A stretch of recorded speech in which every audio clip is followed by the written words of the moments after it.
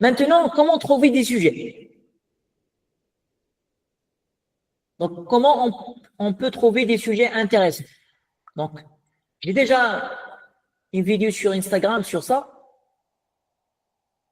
donc sur laquelle j'ai expliqué quelques méthodes pour trouver des idées de sujets. Donc, il y a vraiment plusieurs idées dans ce sens-là.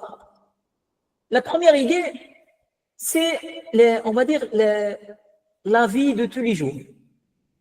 OK? Donc, la vie quotidienne,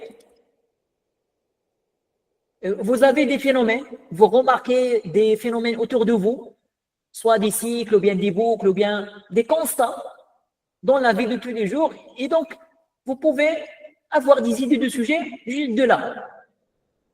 C'est-à-dire par un constat, par des remarques. OK?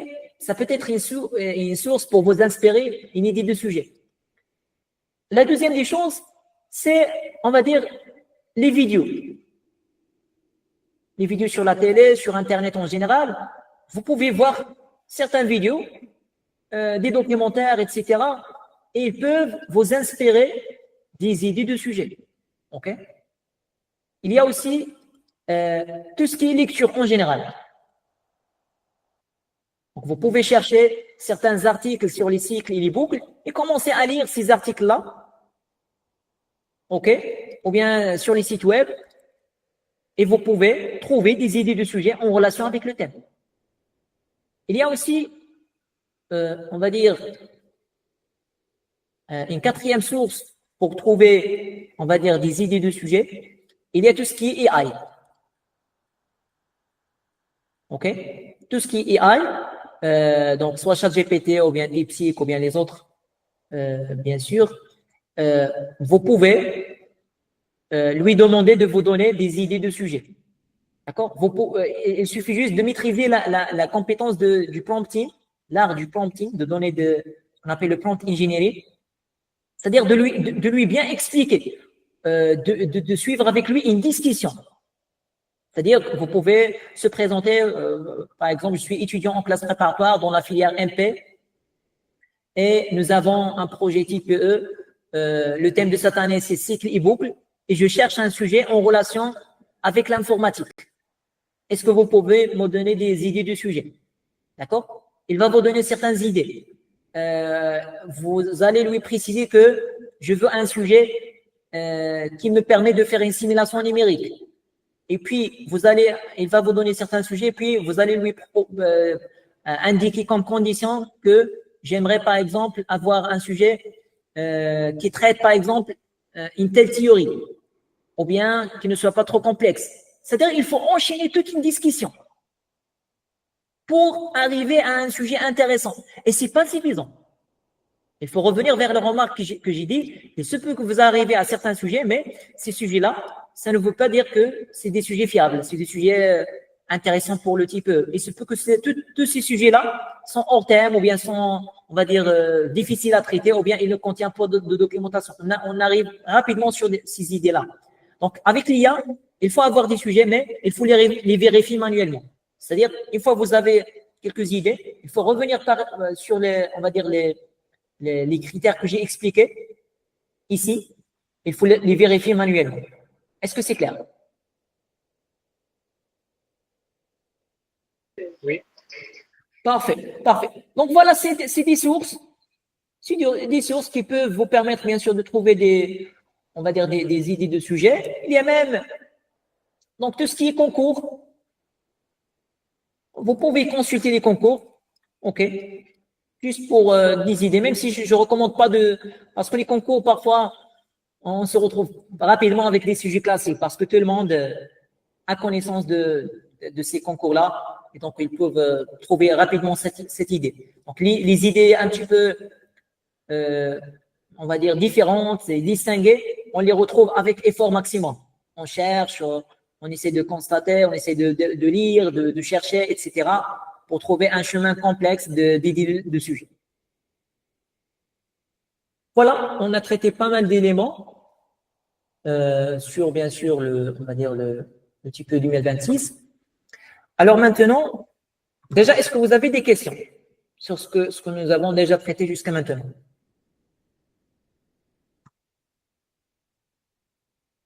Oui, Mahmoud Karim, oui.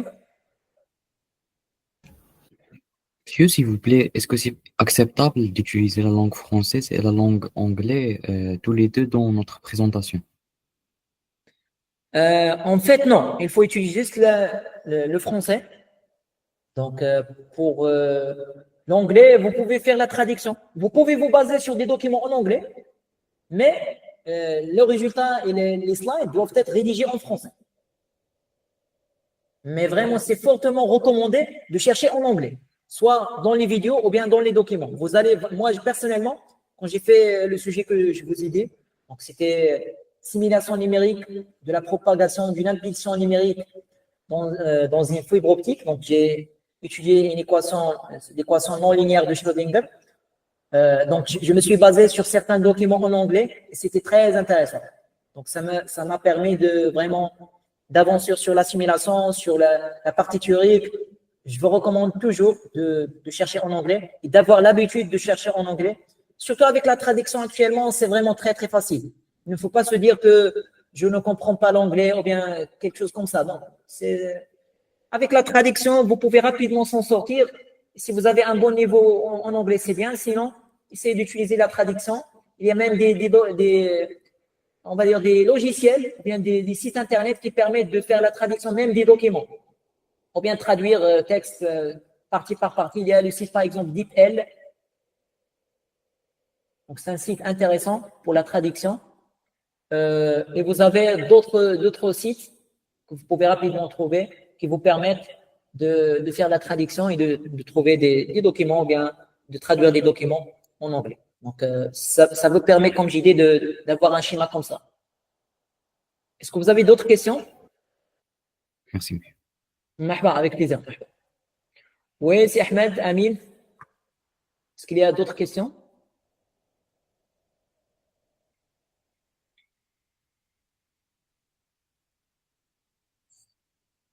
Donc, c'est parfait.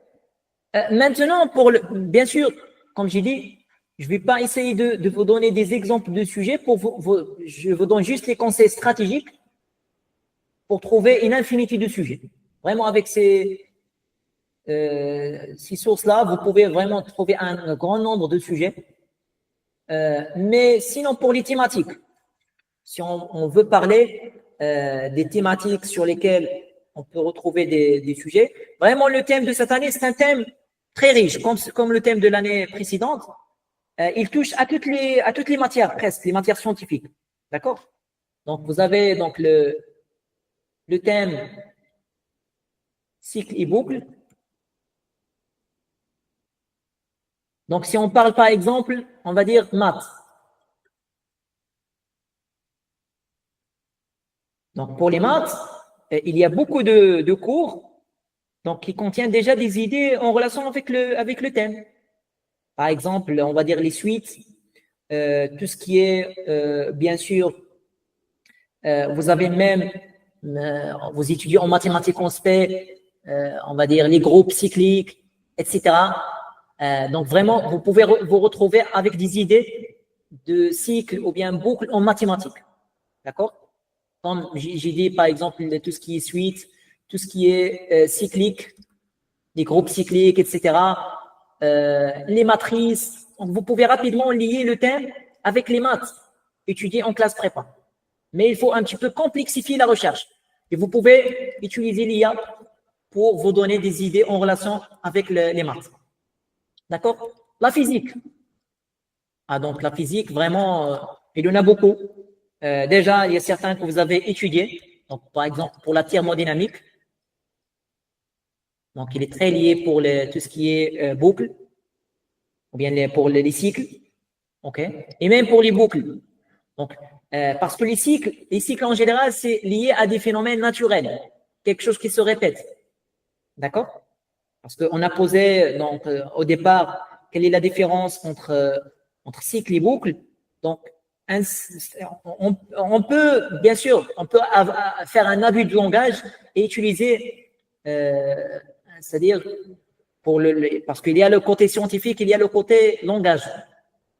Parfois, on peut dire cycle pour, c'est-à-dire parler de quelque chose qui est comme boucle, ou bien l'inverse. On peut utiliser, au niveau de la langue, on peut les utiliser pour le même sens. Mais pour le côté scientifique, il y a une différence quand même.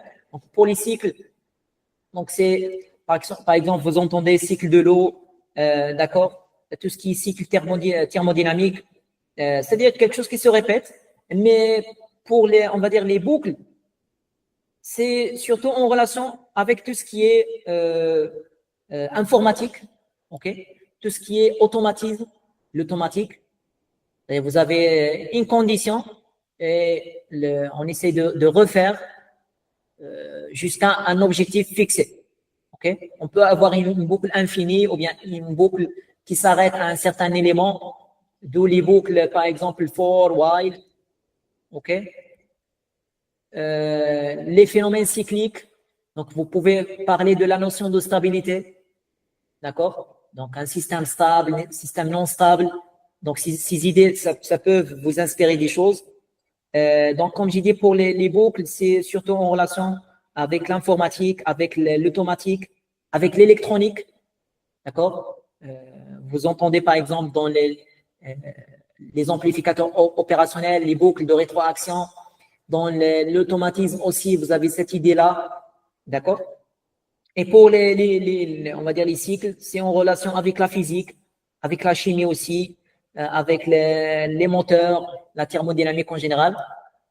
Donc, vous pouvez bien sûr chercher davantage, parce qu'une des idées pour bien avancer, c'est de chercher quelle est la différence entre cycle et boucle.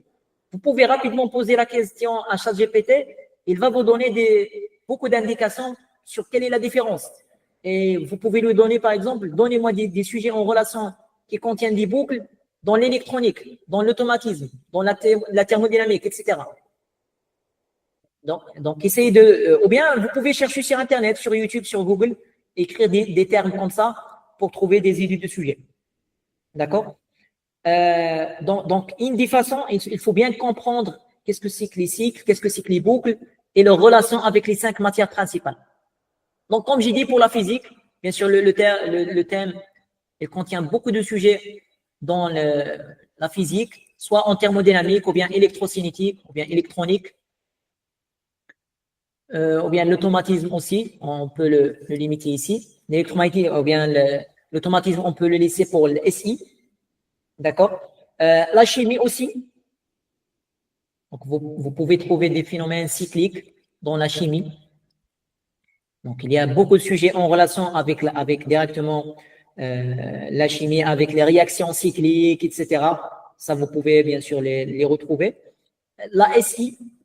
La société Unschool, c'est une société, on va dire, qui est spécialisée principalement dans le système des classes préparatoires. On fait autre chose dans le domaine de l'éducation, mais notre mission principale, c'est les classes préparatoires scientifiques et aussi économiques, c'est-à-dire les filières, bien sûr, MP, PSI, TSI, SUP/SP et aussi pour les filières ECS, ECT. Principalement, on propose des services, ça tourne autour des cours de soutien dans différentes matières et aussi on propose des encadrements pour des projets comme le TPE par exemple. On a à peu près 6 ans d'expérience. Jusqu'à maintenant, donc, nous avons aidé plus de 1500 étudiants et étudiantes en classe préparatoire dans les différentes filières. Actuellement, nous sommes numéro 1, la société numéro 1 au Maroc pour tout ce qui est service de cours de soutien en ligne surtout. On travaille aussi à l'international, donc nous avons une présence à l'international. Donc nous avons des étudiants en France, aussi en Tunisie, en Mauritanie, dans quelques pays africains. Et aussi, on essaye de développer même la société pour être, pourquoi pas, Inch'Allah, numéro 1 même à l'international dans tout ce qui est cours de soutien et tout ce qui est e-learning. D'ailleurs, nous avons une plateforme e-learning spécialisée pour ces cours-là. Et Inch'Allah, on fait aussi d'autres services comme les webinaires, comme des mini-formations gratuites, on va dire des sessions d'orientation des étudiants. Ça fait partie de notre mission, de notre objectif principal d'aider au maximum les étudiants pour bien sûr avancer et réussir leur concours. Donc nous avons aidé des centaines d'étudiants pour réussir les concours, que ce soit au Maroc ou bien aussi en France. Nous sommes actuellement une trentaine de collaborateurs. Ça englobe des ingénieurs, des spécialistes dans différents domaines et aussi ça englobe aussi des profs agrégés dans différentes matières, que ce soit pour les prépas scientifiques et aussi pour les prépas économiques ECS, ECT.